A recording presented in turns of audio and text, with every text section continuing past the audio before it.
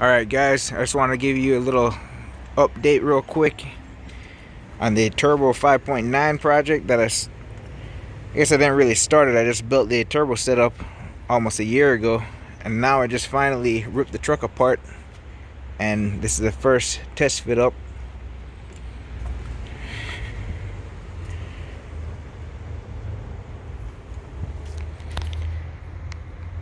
I actually just eyeballed it when I was building it on my mock-up motor in the garage, and I didn't expect that to be so tight, but it just barely fits.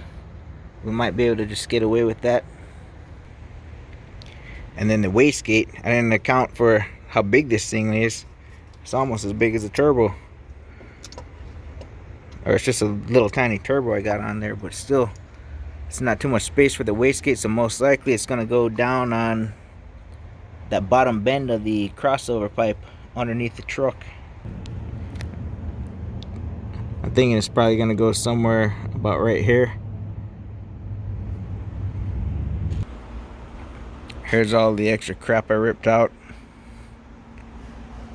Factory manifolds, fan shroud, big old power steering pump and reservoir, little power steering cooler. Not gonna use that. Alright, well, that's that, guys. I guess I'm gonna take this back off and finish up the welding on here after I figure out exactly where that wastegate's gonna go. And I just had that flange tacked on there. I gotta finish welding around that. I just wanted to make sure that everything actually fits in here, since I didn't build the turbo setup in the truck. I just kind of eyeballed it and hoped that it was gonna fit, which isn't the best idea, because if I was able to build it on the truck, it would have fit a whole lot better. I guess the next one I will build on the truck. For now, this setup's gonna have to work. I guess stay tuned. Hopefully within the next week or so I'll be able to start this thing up.